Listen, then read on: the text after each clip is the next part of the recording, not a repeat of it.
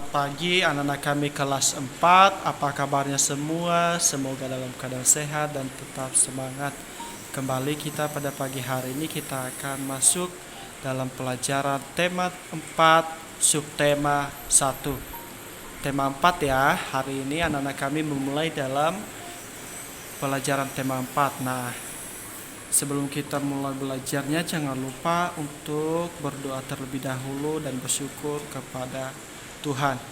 Baik, mari kita langsung pada materi kita, yaitu di subtema 1.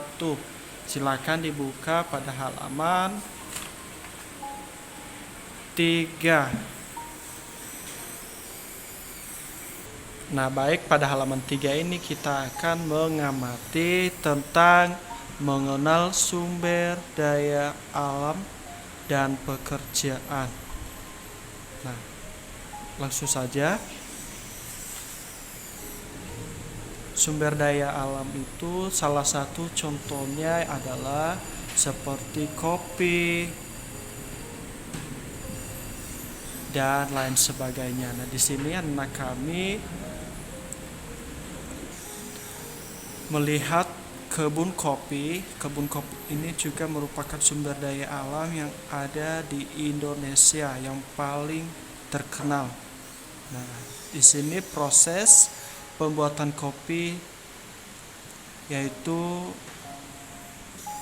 yang pertama adalah dipetik dari pohonnya, lalu setelah itu dikeringkan dan diolah dengan menggunakan mesin. Nah, sehingga dikemas ke dalam bungkusan dan menjadi kopi yang siap disaji atau diperjualbelikan. Nah, kopi itu juga biasanya ditanam pada lingkungan yang ketinggian sekitar 700 meter di atas permukaan laut. Nah, ini sudah merupakan tempat yang sangat tinggi atau di dataran tinggi. Jadi kopi itu harus tumbuh di dataran tinggi supaya menghasilkan buah yang maksimal atau yang banyak. Nah, selanjutnya kita perhatikan di sini ada tentang diskusi. Nah, kita mari diskusikan. Yang pertama, di manakah letak perkebunan kopi biasanya berada? Yaitu di dataran tinggi. Nah, yang kedua, pekerjaan apa sajakah yang ada di perkebunan kopi? Nah, pekerjaan di sini kita bisa melihat ada petani. Nah, di sini juga ada operator. Operator itu adalah seorang yang menggunakan mesin. Nah, ini yang ada di perkebunan kopi. Ya. Nah, selain itu juga tentunya pasti ada yang dinamakan mandor dan asisten. Oke. Mandor pekerjaannya adalah mengawasi dan memberikan tugas pekerjaan karyawan. Nah, sedangkan asisten bekerja sebagai penanggung jawab dalam setiap pekerjaan karyawan. Ya. Nah, lanjut di pertanyaan yang ketiga. Apa tugas dari masing-masing pada pekerjaan kebun kopi itu? Nah, seperti petani tadi memiliki peran dan tanggung jawab yang besar dalam mengelola kebun kopi. Nah, seperti contohnya kerjaan petani ini adalah memetik, membersihkan kebun kopi, dan lain sebagainya. Sedangkan mandor yaitu memberikan pekerjaan, mengatur karyawan, dan lain sebagainya. Nah, seterusnya sini kita akan membaca perkebunan kopi berada di dataran tinggi. Selain itu juga kopi ada banyak tanaman yang tumbuh di dataran tinggi. Nah, jadi di sini bukan hanya kopi saja ya yang bisa tumbuh di dataran tinggi, ada juga beberapa macam tanaman, yaitu contohnya buah-buahan, sayur-sayuran, dan tanaman teh lainnya. Nah, baik. Selanjutnya, mari kita lakukan pengamatan pada halaman 5, yaitu mengamati tugas dan tempat bekerja yang sesuai dengan pekerjaannya. Nah, kita lihat pada gambar yang pertama, seorang yang sedang memanen jagung. Lalu kita mengisi setiap pertanyaan di sini. Yang pertama yaitu pekerjaan. Pekerjaan apakah yang ada pada gambar itu? Tentunya petani. Nah, tugasnya apa? Yaitu menanam jagung, memanen jagung. Nah, yang ketiga, di manakah tempatnya bekerja? Yaitu di kebun. Nah, begitu juga seterusnya. Ya.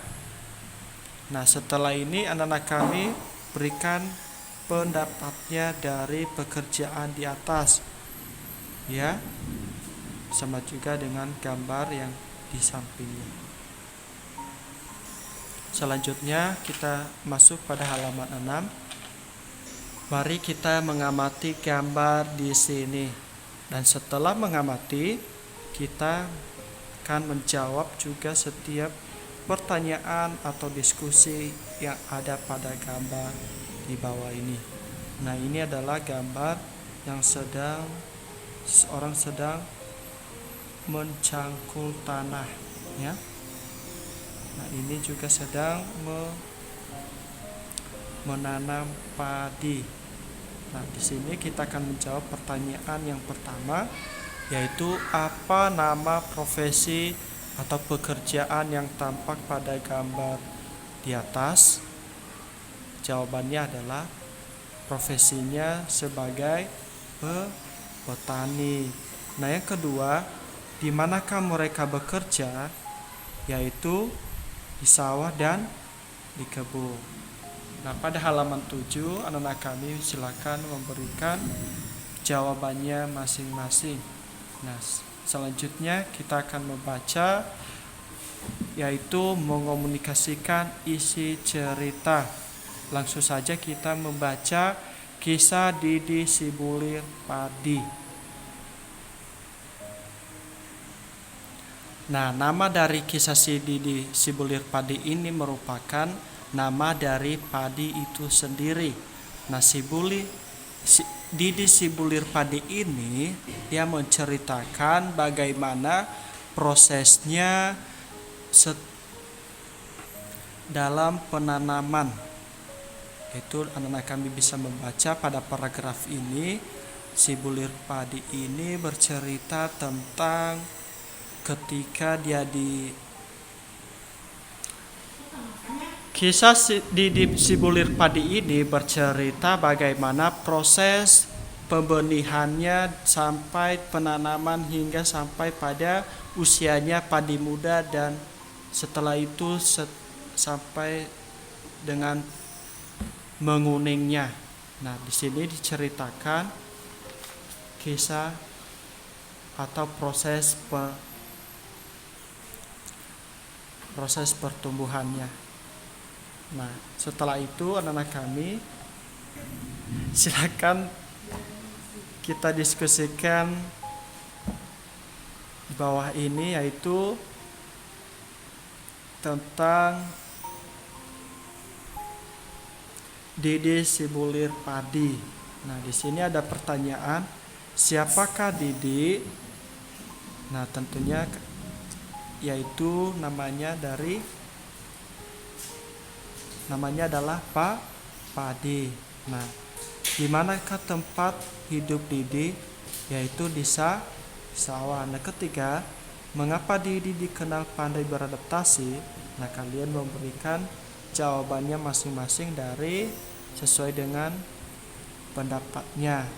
Nah, pada nomor 3, 4, 5 sampai 8 anak kami berikan pendapatnya.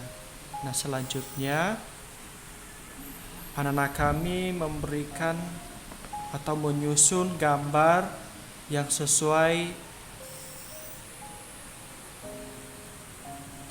menyusun setiap gambar dengan hasil yang berhubungan dengan gambar tersebut.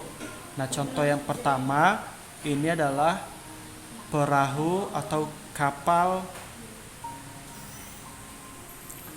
ikan. Nah, kapal ikan ini tentunya menghasilkan ikan. Nah, gambar yang kedua adalah merupakan gambar sapi. Nah, sapi ini apa yang dihasilkan sapi? Nah, cari gambar yang sesuai. Nah, selanjutnya kita akan mengamati pada halaman 11. Di sini ada mengamati tugas yang dilakukan pekerjaan. Nah, setelah mengamati, anak-anak kami membaca. Silakan memberikan atau menjawab setiap pernyataan di tabel ini. Yaitu di sini ada nama pekerjaan, tempat pekerjaan, dan tugasnya. Nah, yang pernyataan yang pertama yaitu petani. Tempat bekerja petani yaitu di sawah. Tugasnya apa? Salah satu tugasnya yaitu mencangkul sawah, menanam padi, dan lain sebagainya. Nah, yang kedua, pernyataan kedua yaitu guru. Tempat bekerja guru adalah di sekolah. Nah, sedangkan tugasnya yaitu mengajar atau mendidik setiap siswa, ya. Selanjutnya berikan pendapatnya dengan pernyataan ketiga dan keempat. Nah, setelah itu kita membaca pada halaman 11 yaitu membandingkan jenis pekerjaan. Nah, singkat saja di sini Pak Guru menjelaskan bahwa di sini ada dua tokoh yaitu Pak Tono dan Bu Rani. Nah, Pak Tono ini pekerjaannya sebagai nelayan. Nah, sedangkan Bu Rani adalah sebagai guru. Ketika kita membandingkan suatu pekerjaan ini, tentunya pekerjaan Pak Tono dan Bu Rani pastinya berbeda. Berbeda karena Pak Tono adalah pekerjaannya sebagai nelayan. Sebagai nelayan tentunya dia di hari-harinya itu dia berada di perahu untuk mencari ikan. Nah, sedangkan di Ibu Rani hari-harinya yang pekerjaannya yaitu di sekolah untuk mengajar dan mendidik anak-anak. Nah, itu adalah salah satu perbandingan pekerjaan yang bisa kita lihat antara Bu Rani dan Pak Tono. Nah, seterusnya di sini kita akan menjawab setiap pertanyaan, ya, dari perbandingan yang telah kita baca. Yaitu yang pertama, tujuan bekerja. Tujuan bekerja nelayan apa? Yaitu untuk mencari ikan.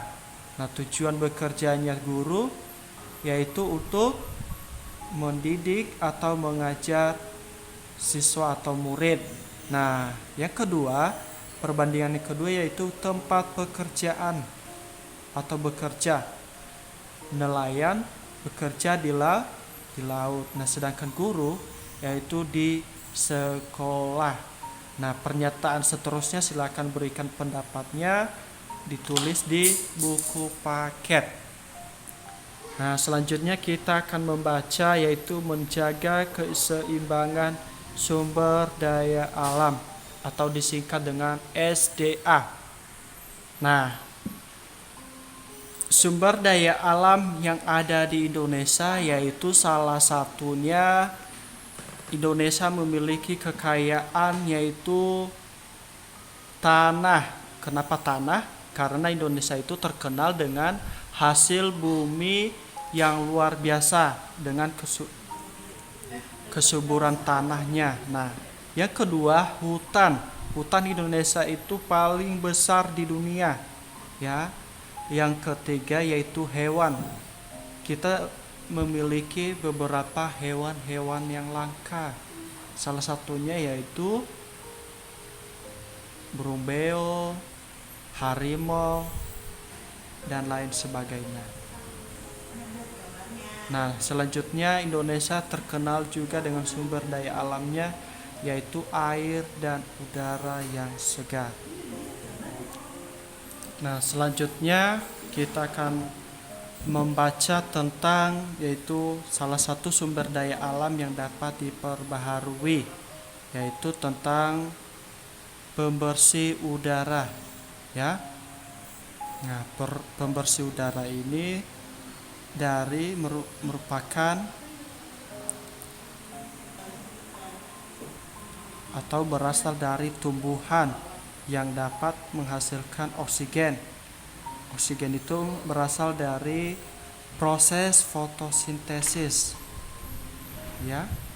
Fotosintesis yang dilakukan setiap tumbuhan. Nah, oksigen yang dihasilkan membuat udara menjadi segar. Nah, ini adalah suatu sumber daya alam yang ada di Indonesia, ya, yang bisa diperbaharui secara alami. Nah, yang kedua yaitu sumber bahan pangan. Indonesia juga terkenal dengan sumber bahan pangan. Salah satu tumbuhan yang adalah sebagai sumber bahan pangan bagi manusia dan hewan yaitu tumbuhan yang merupakan sumber karbohidrat dan berprotein dan bervitamin, serat dan berlemak, serta senyawa lainnya yang sangat berguna bagi kehidupan manusia. Tumbuhan itu salah satunya yaitu tumbuhan yang dapat dimanfaatkan buahnya seperti pohon mangga, pohon pisang, dan pohon rambutan. Itu adalah sumber bahan pangan yang ada di Indonesia. Bisa juga seperti tebu, ubi jalar, ketang, dan lain sebagainya.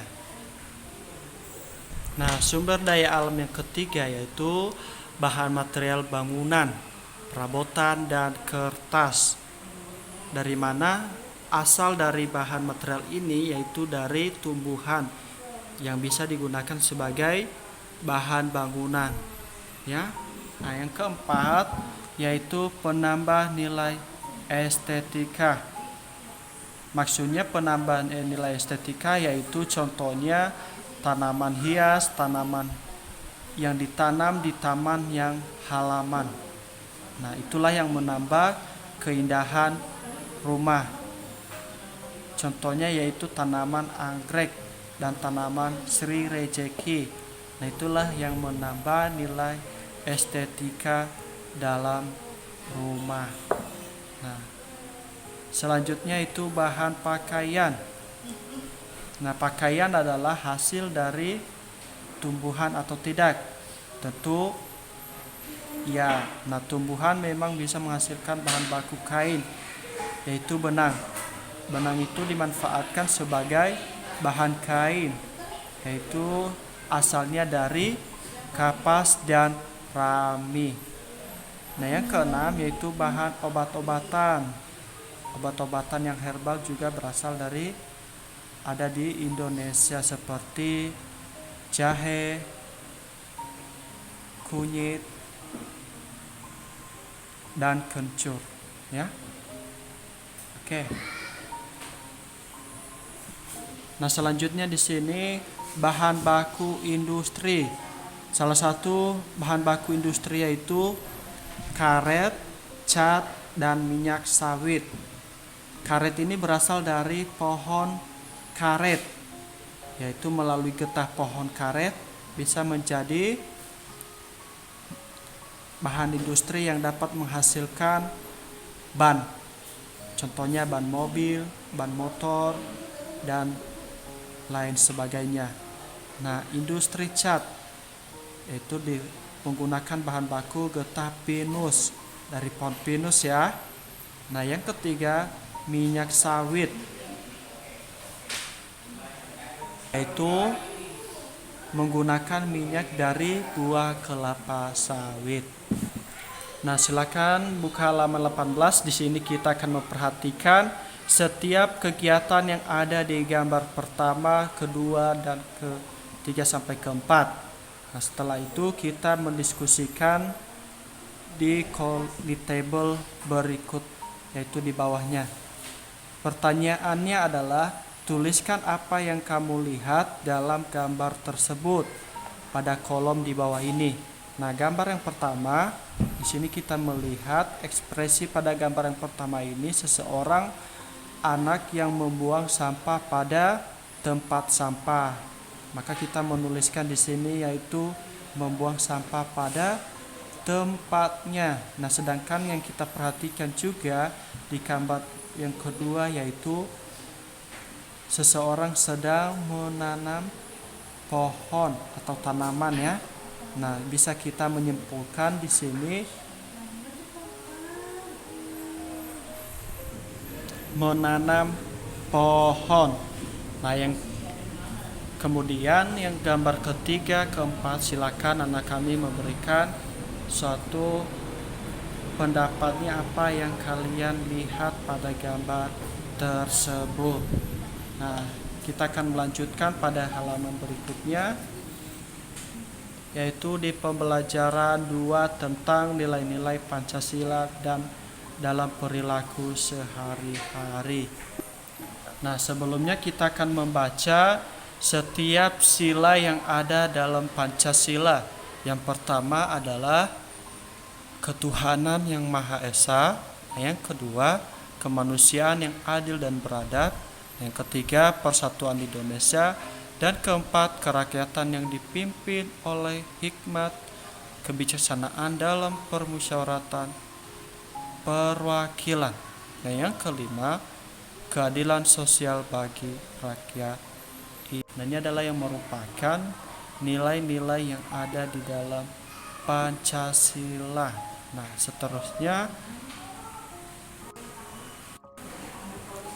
seterusnya kita akan mengamati nilai-nilai yang ada dalam burung Garuda. Yang pertama adalah perisai atau tameng. Nah, perisai atau tameng ini dikenal dalam kebudayaan Indonesia, yaitu perisai sebagai bagian senjata yang melambangkan perjuangan dan pertahanan dan melindungi diri. Nah, perisai dalam burung Garuda ini adalah di sini. Nah, ini adalah yang disebut namanya perisai. Perisai ini menggambarkan lokasi negara kesatuan Republik Indonesia. Ya, ini adalah gambaran daripada perisai. Ada 5 sila di dalam perisai ini, yaitu sila pertama, kedua, ketiga, keempat, dan kelima. Ini adalah namanya perisai atau sebagai tameng bangsa negara Republik Indonesia. Nah, yang kedua yaitu di bawah perisai ini ada sehelai putih yang bertuliskan Bhinneka Tunggal Ika. Bhinneka Tunggal Ika ini adalah semboyan bangsa Indonesia yang artinya adalah meskipun berbeda-beda namun tetapi pada hakikatnya tetap satu kesatuan. Satu kesatuan yaitu Republik Indonesia. Ya, kita akan mendiskusikan nilai-nilai sila Pancasila dalam kehidupan sehari-hari. Nah, contohnya pada sila yang pertama yaitu ketuhanan yang Maha Esa. Dalam kehidupan sehari-hari mengajak kita yaitu untuk bersyukur kepada Tuhan ya. Nah, nilai yang kedua adalah kemanusiaan yang adil dan beradab. yang artinya saling tolong menolong. Nah, yang kedua, persatuan Indonesia. Persatuan kita merupakan yaitu dalam kehidupan sehari-hari selalu bergotong royong. Nah, yang keempat yaitu kerakyatan dipimpin oleh hikmat. Nah, yang artinya selalu bermusyawarah. Nah, yang kelima adalah keadilan sosial bagi seluruh rakyat Indonesia, yaitu keadilan bagi sesama. Seterusnya kita akan membaca cerita pendek di bawah ini, judulnya yaitu Pemimpin Idola, Pemimpin yang Jujur. Nah, di sini diceritakan tentang Raja Hasan. Pak Guru akan memberikan ringkasan ya. Raja Hasan ini sedang mencari panglima tentaranya untuk dijadikan sebagai penjaganya atau yang menemaninya di kerajaan. Nah, sedangkan Pak Hasan ini memanggil sekretarisnya untuk membuat pengumuman pada pencari panglima ini. Nah, adapun hal-hal yang mereka berikan dalam pengumuman itu, mereka juga menyampaikan salah satu syarat-syarat tertentu. Ya. Nah, setelah pengumuman disebarluaskan, maka dapatlah 3 pemuda yang pintar yang telah lolos pada syarat-syarat tersebut. Nah, selanjutnya Raja Hasan memanggil ketiga pemuda tersebut dan memberikan suatu tantangan. Tantangan itu adalah yaitu dengan menanam bibit tanaman di rumah masing-masing pemuda tersebut. Dan setelah itu 2 bulan ke depan, pemuda-pemuda tersebut akan membawa kembali bibit itu ke Raja Hasan. Nah, 2 bulan berlalu, 3 pemuda pun datang. Nah, pemuda yang pertama setelah ditanyakan oleh sang raja, dia menjawab. Pertanyaannya adalah, bagaimanakah keadaan bibit tanaman yang telah kuberikan kepada kalian 2 bulan yang lalu? Maka pemuda yang pertama menjawab, benar Raja, bibit itu sudah kutanam dan kurawat dengan baik, sehingga kini sudah tumbuh subur. Nah, Raja pun menganggukkan dan mendengarkan jawaban pemuda yang satu. Nah, giliran pemuda yang kedua menjawab,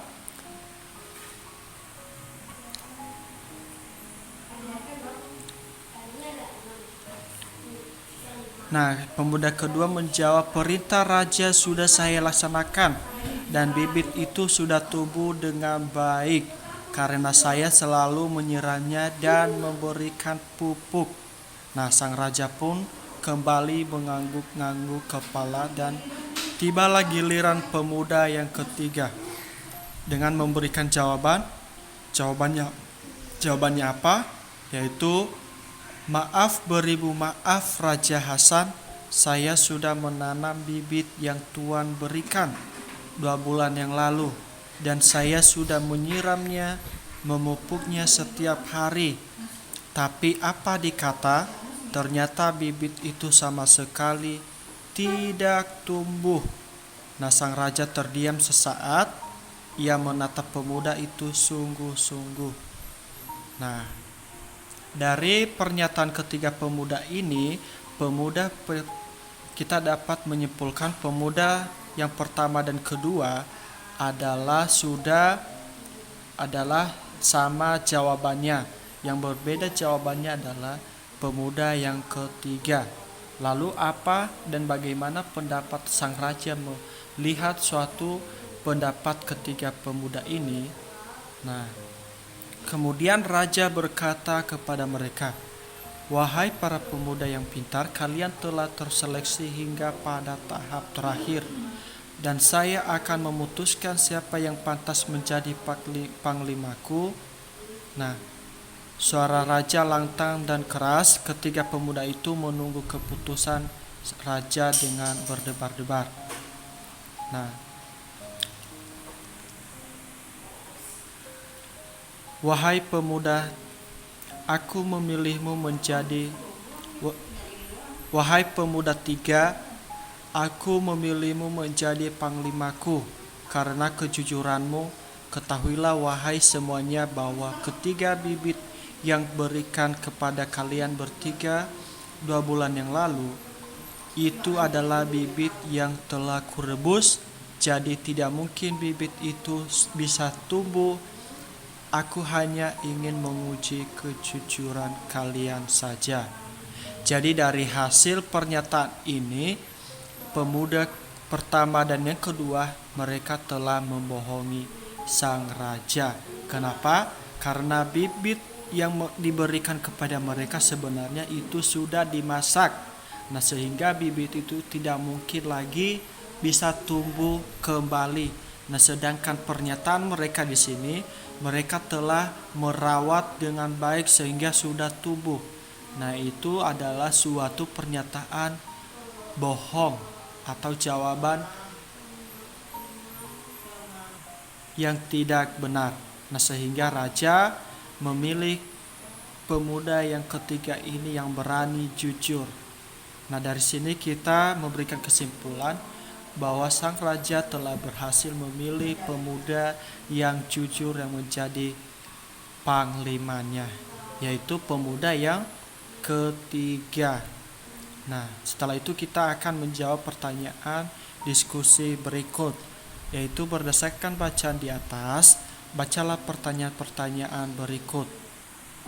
Bagaimanakah sifat Raja Hasan? Yaitu pandai dan berakhlak mulia. Nah, pertanyaan kedua, pengumuman apakah yang disebarkan ke seluruh penjuru kerajaan? Yaitu mencari pemuda yang jujur untuk dijadikan panglima kerajaan. Nah, seterusnya kami berikan pendapatnya pada pertanyaan 3, 4, dan 5. Nah, di sini juga anak-anak kami silakan berdiskusi. Nah, mengisi setiap pernyataan-pernyataan pada tabel ini. Contohnya, pertanyaan yang pertama yaitu Pak Anton berdoa sebelum bekerja. Apakah pernyataan ini setuju? Jika setuju, silakan berikan tanda centang ya. Jikalau setuju di kolom setuju. Nah, jikalau tidak setuju maka berikan tanda centang di kolom tidak setuju. Ya, tidak setuju.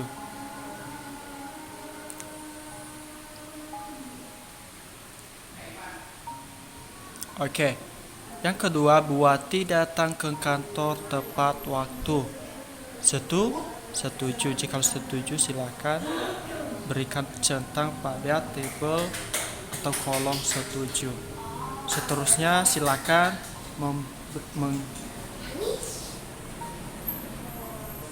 berikan tanda centang pada tabel berikutnya. Nah, selanjutnya kita akan membaca cerita tentang semut dan belalang. Nah, langsung saja di sini ada semut dan belalang sedang bercakapan.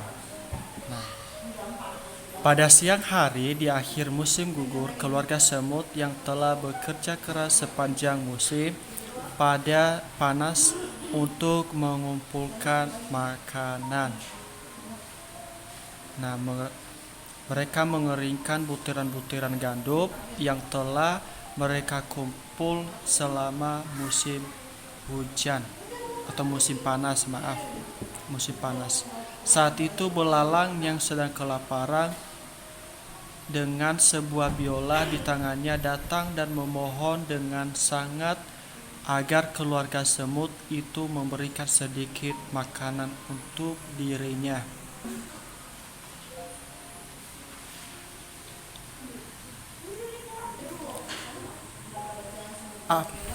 Lalu semut berkata, "Apa?"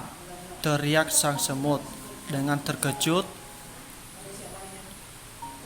Semut mengatakan, "Tidaklah kamu telah mengumpulkan dan menyiapkan makanan untuk musim dingin yang akan datang ini?"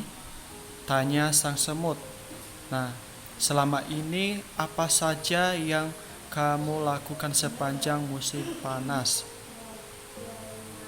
"Saya tidak mempunyai waktu untuk mengumpulkan makanan," keluh kesah sang belalang. "Saya sangat sibuk membuat lagu dan sebelumnya saya sadari musim panas pun telah tiba." Nah, kemudian semut memegang bahunya karena merasa gusar atau kesal. Katanya, "Membuat lagu katamu," kata sang semut. "Nah, baiklah, setelah lagu tersebut telah kamu selesaikan pada musim panas, sekarang saatnya kamu menari." Kemudian semut-semut tersebut membalikkan badan dan melanjutkan pekerjaan mereka tanpa mendulikan sang belalang. Dan di sini kita melihat belalang yang memohon perhatian dari semut tidak dapat diberikan sama sekali oleh semut. Nah, selanjutnya kita menjawab pertanyaan-pertanyaan di bawah ini. Siapakah tokoh cerita tersebut di atas? Yaitu semut dan belalang. Bagaimana watak setiap tokoh tersebut? Nah, semut adalah rajin mengumpulkan makanan. Nah, sedangkan belalang wataknya sibuk membuat lagu.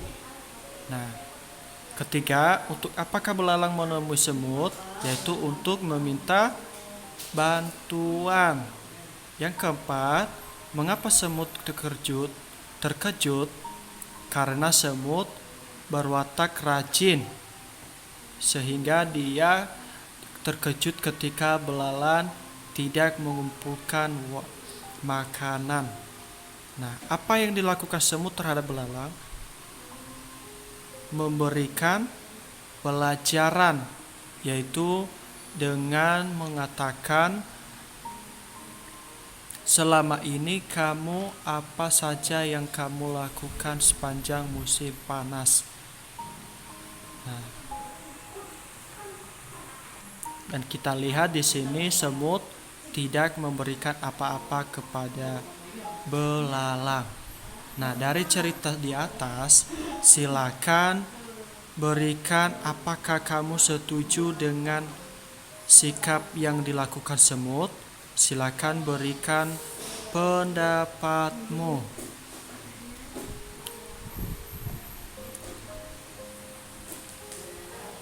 Silakan berikan pendapatmu pada kolom teks berikut, ya.